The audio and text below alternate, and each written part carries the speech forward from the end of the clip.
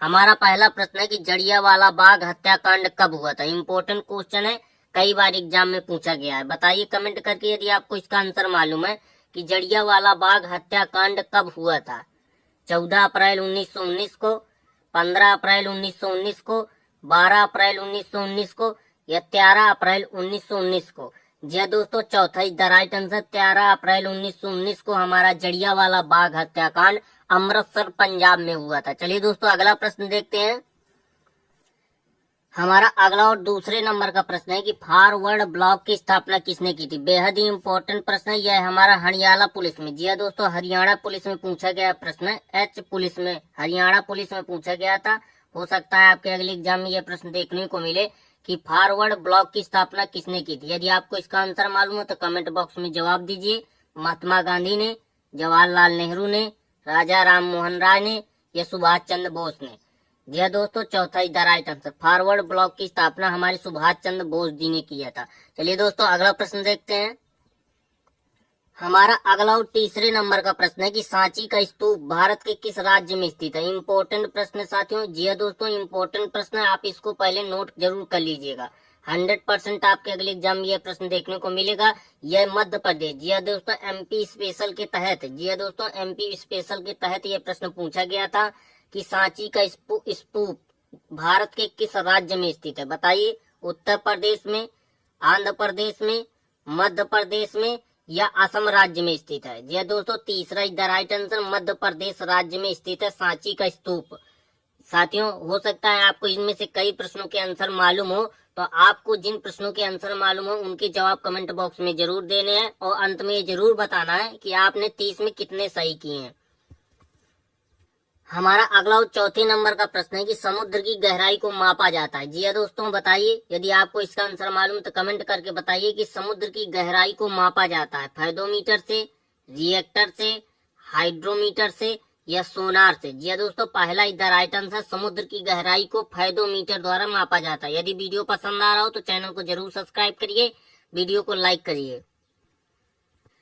हमारा अगला और पांचवें नंबर का प्रश्न है कि भीमराव अंबेडकर की समाधि स्थल है। जी दोस्तों, 4 विकल्प दिए गए हैं। इन विकल्पों में से आपको यह बताना है कि इनमें से कौन सी समाधि स्थल भीमराव अंबेडकर की समाधि स्थल है। बताइए, इंपॉर्टेंट क्वेश्चन है, नोट जरूर कर लीजिएगा इस प्रश्न को कि भीमराव अंबेडकर की समाधि स्थल है। बताइए, राजघाट, चैत्र भूमि, विजय घाट या उमंग घाट। बताइए। जी दोस्तों, दूसरा is the right answer, Chaitya Bhoomi. Chaitya Bhoomi हमारी भीमराव अंबेडकर की समाधि स्थली है। हमारा अगला और छठवें नंबर का प्रश्न है कि नाइचो किस देश की गुप्तचर संस्था। जी हाँ दोस्तों, इंपॉर्टेंट क्वेश्चन है। यह हमारा एमपी लेखपाल में, जी हाँ दोस्तों, एमपी में जो लेखपाल की परीक्षा हुई थी उसमें यह प्रश्न पूछा गया था कि नाइचो किस देश की गुप्त संस्था है। बताइए, अमेरिका की, रूस की, पाकिस्तान की या जापान की। जी हाँ दोस्तों, चौथा इज द राइट आंसर। चौथा is the right answer, Japan की एक गुप्त संस्था है नाइचो।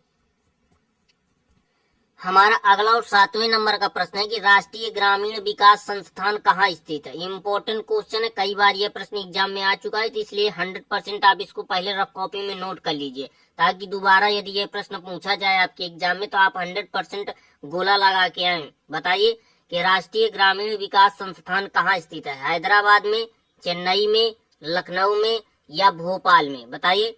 जी दोस्तों, पहला इज द राइट आंसर। राष्ट्रीय ग्रामीण विकास संस्थान हमारा हैदराबाद में स्थित है। चलिए दोस्तों, अगला प्रश्न देखते हैं।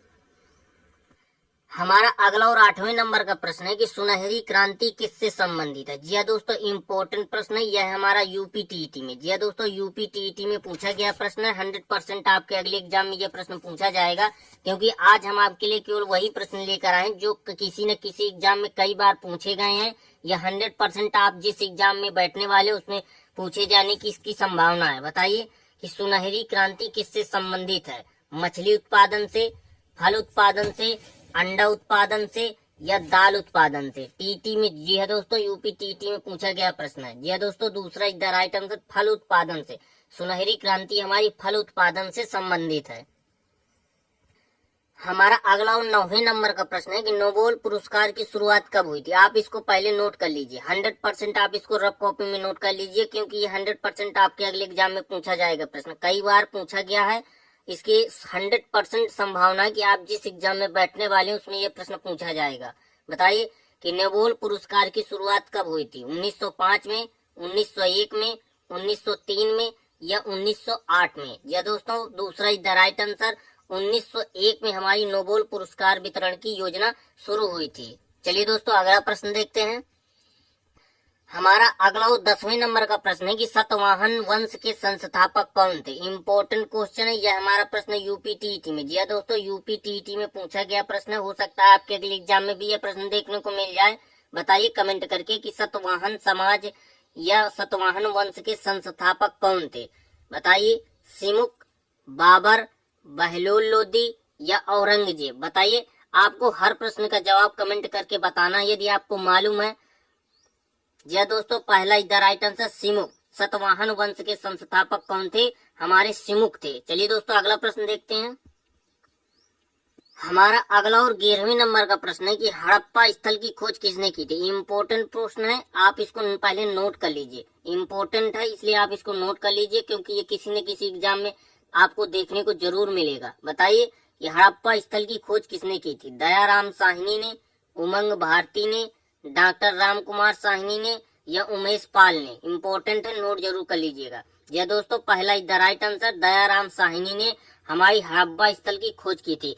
यदि आपको वीडियो पसंद आ रहा हो तो वीडियो को लाइक कर दीजिए और यदि वीडियो आपके काम का है तो चैनल को सब्सक्राइब कर लीजिए।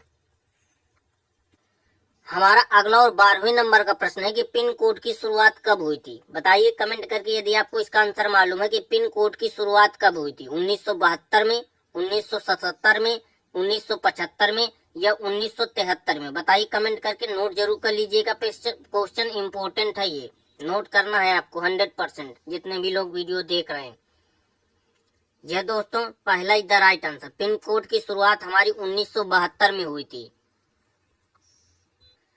हमारा अगला और 13वें नंबर का प्रश्न है कि शांति निकेतन की स्थापना किसने की थी? इंपॉर्टेंट प्रश्न है, यह 2 या 3 बार, जी दोस्तों 2 से 3 बार यह प्रश्न मैंने यूपी पीसीएस में देखा है। जी दोस्तों 2 से 3 बार यह प्रश्न मैंने यूपी पीसीएस में देखा, तो आप समझ सकते हैं कि यह प्रश्न किसी भी एग्जाम में पूछा जा सकता है। बताइए कमेंट करके यदि आपको इसका आंसर मालूम है कि शांति निकेतन की स्थापना किसने की थी? सुभाष चंद्र बोस ने, रविन्द्रनाथ टैगोर ने, भगत सिंह ने या महात्मा गांधी ने? बताइए। यह दोस्तों दूसरा is the right answer, Rabindranath Tagore ने हमारे शांति निकेतन की स्थापना की थी। हमारा अगला और 14वें नंबर का प्रश्न है कि भारत की कोकिला किसे कहा जाता है? जी दोस्तों 100%, जितने भी लोग ये वीडियो देख रहे हैं 100% सभी को यह आंसर मालूम होगा, इसलिए फटाक से कमेंट करके बताइए कि भारत की कोकिला किसे कहा जाता है? मीरा कुमारी, इंदिरा गांधी, सोनिया गांधी या सरोजिनी नायडू? बताइए। जी दोस्तों चौथा is the right answer, Sarojini Naidu को हमारी भारत की कोकिला के नाम से जाना जाता है। यह कोकिला भारत की कोकिला के नाम से प्रसिद्ध है। हमारा अगला और 15वें नंबर का प्रश्न है कि पानीपत राज्य के किस राज्य में स्थित है? जी दोस्तों 15वां प्रश्न है हमारा कि पानीपत भारत के किस राज्य में स्थित है। आपको राज्य का नाम बताना है कि ये जो पानीपत है वह भारत के किस राज्य में स्थित है। उत्तर प्रदेश में, पंजाब में, हरियाणा में या गुजरात में? बताइए कमेंट करके। यह दोस्तों तीसरा इज द राइट आंसर, हमारा ये पानीपत जो है हमारा हरियाणा राज्य में स्थित है। यदि आपको वीडियो पसंद आए तो वीडियो को लाइक जरूर कर दीजिएगा। हमारा अगला और 16वें नंबर का प्रश्न है कि कागज का आविष्कार कहाँ हुआ था? जी दोस्तों इम्पोर्टेंट प्रश्न है, इम्पोर्टेंट प्रश्न है, कई बार एग्जाम में पूछा गया है ये प्रश्न, इसलिए इस प्रश्न को आप गंभीरता से लीजिए और तुरंत रफ कॉपी में नोट कर लीजिए। यदि आपको इसका आंसर मालूम हो तो कमेंट कर बताइए कि कागज का आविष्कार कहाँ से हुआ था? भारत में, नेपाल में, रूस में या चीन में? ये दोस्तों चौथा is the right answer, Bharat व कागज का आविष्कार हमारा चीन में हुआ था।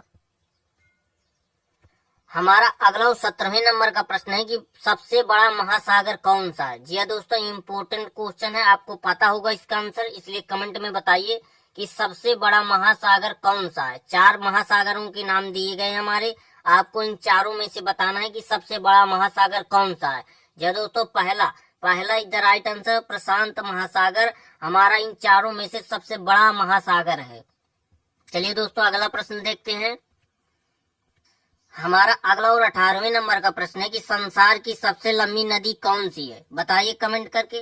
कि संसार की सबसे लंबी नदी कौन सी है। सभी लोगों को मालूम होगा, कमेंट कर बताएं कि संसार की सबसे लंबी नदी कौन सी है। मिस्र की नदी, गंगा नदी, लूनी नदी या नील नदी। यह दोस्तों चौथा द राइट आंसर नील नदी संसार की सबसे लंबी नदी है।